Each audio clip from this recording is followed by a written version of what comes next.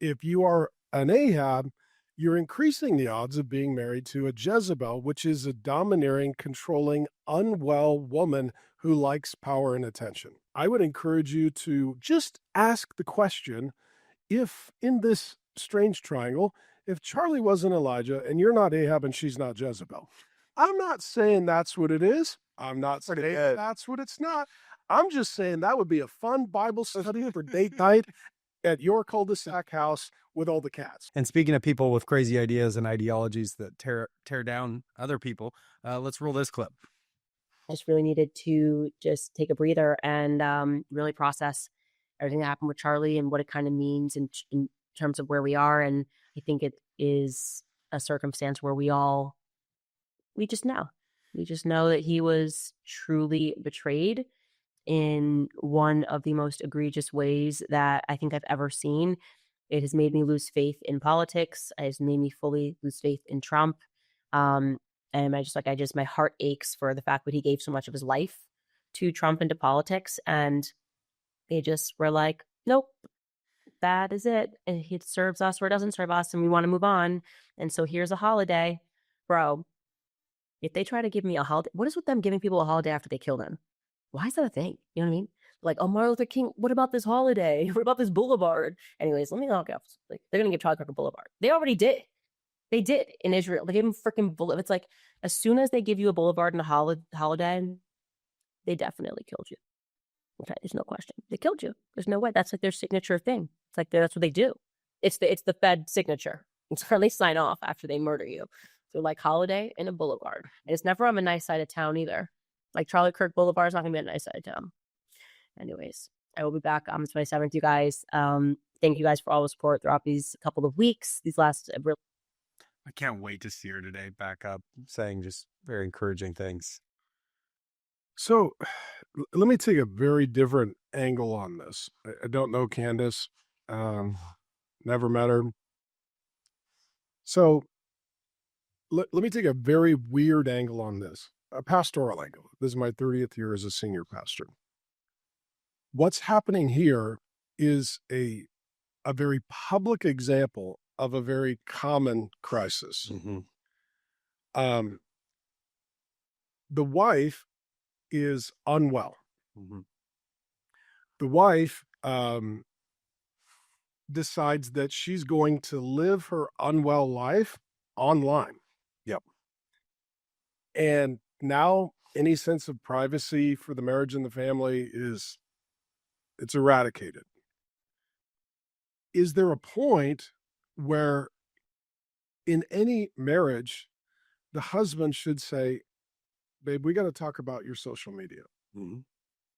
If my wife was obsessed with another man, a married man, and kept talking about him online, I'd probably have a conversation with her. Yeah. If my wife's talking about any other man, it just starts getting weird. When having dreams about him, thinking about why they died, kind of obsessing over them. I'm saying I'm his best friend. It's like, well, actually, your best friend is your wife. My best friend is my wife. And if you or I had a best friend that was a woman other than our wife, that would be bad, not good. Not good. Not good. And so how many guys are even watching this and they're like, what my wife posts on social media, I'm not comfortable with. Mm-hmm. Maybe, it's photos of her, looking like, gym day and hot mom or whatever. You're like, I don't like that being out there. Or she's, posting private details of our life, or she's taking away the privacy of our children and making them part of her reality television show for her Instagram influencer mom life. Maybe as well, when we have a disagreement or a problem, she's venting and complaining and bringing our private matters public through social media. Maybe she's in arguments with people that aren't healthy or good. Maybe she's triangulating with really unwell people, whatever it is. There is a large number of men who look at their wife's social media and just shake their head and go, this isn't good. Mm-hmm. And this isn't well. Mm-hmm.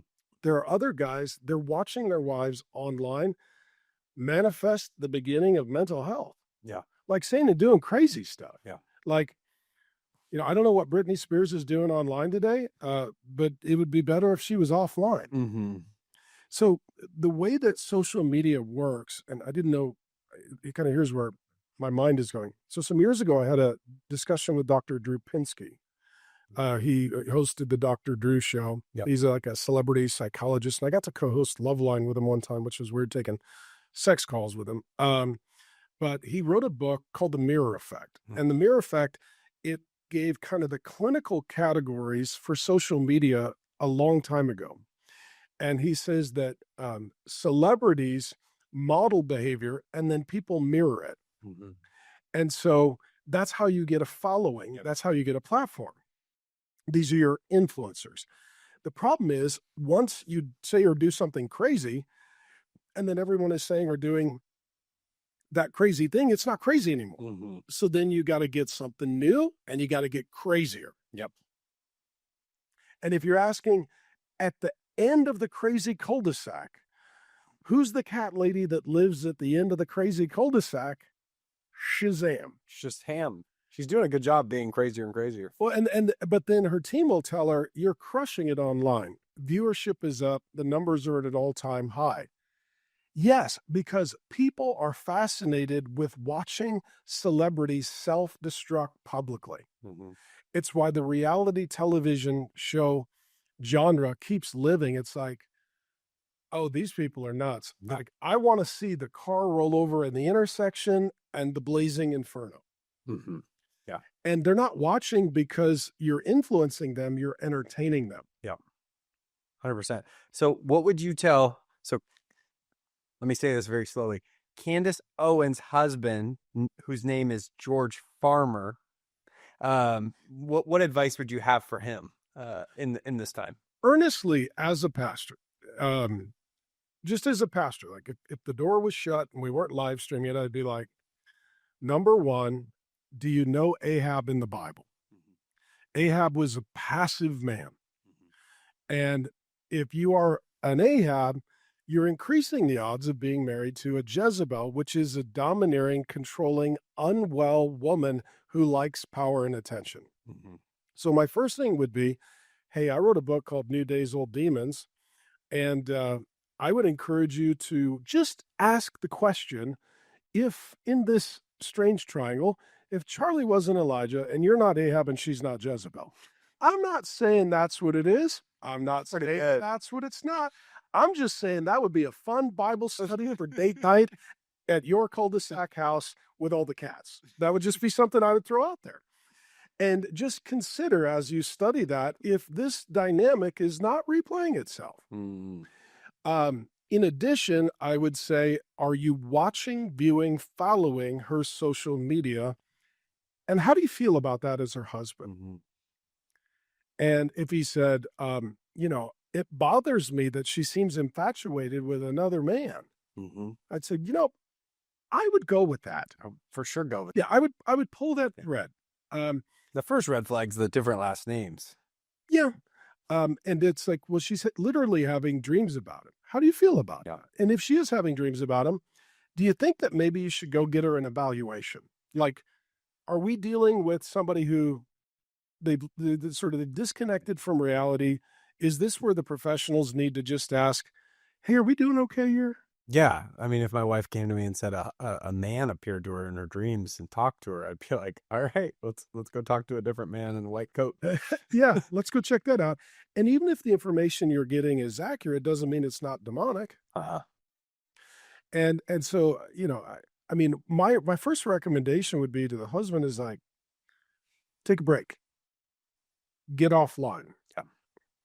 And at some point, I'll just say this to everybody.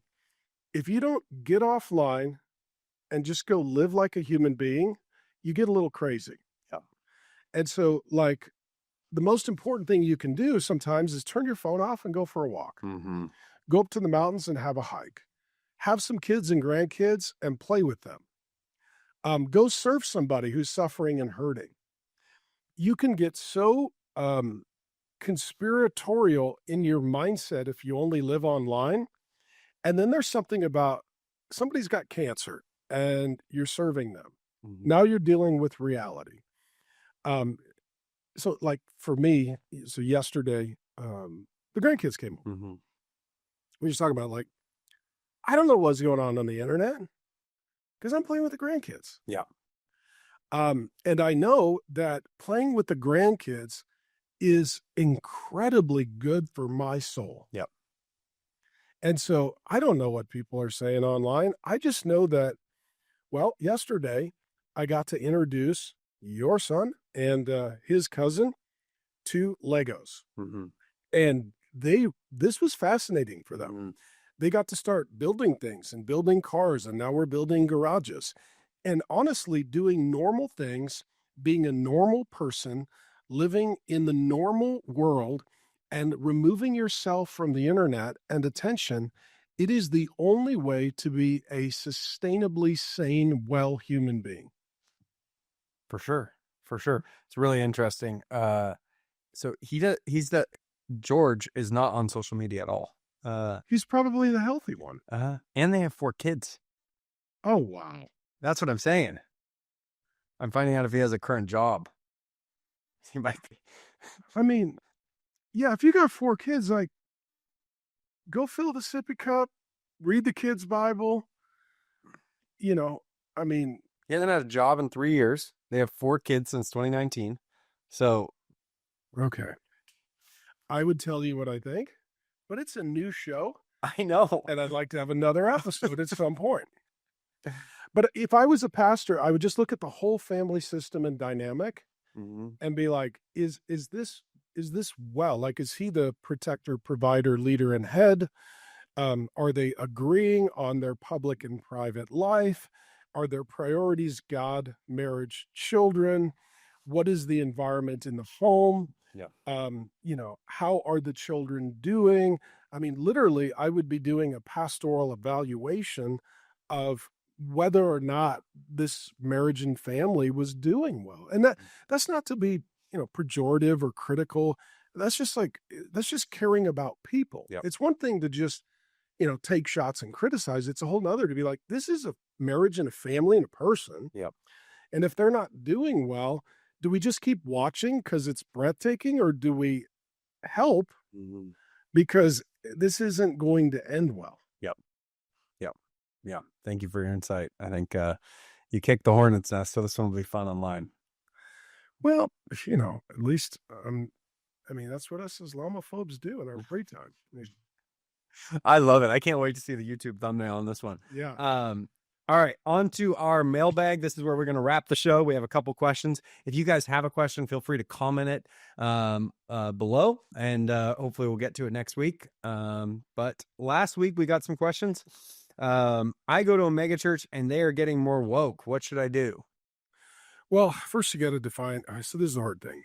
Like, there's soft woke and there's hard woke. Mm-hmm. Hard woke is rainbow flag, transgender bishop, Black Lives Matter support. That's just, you know, praying with, I don't know, Unitarians.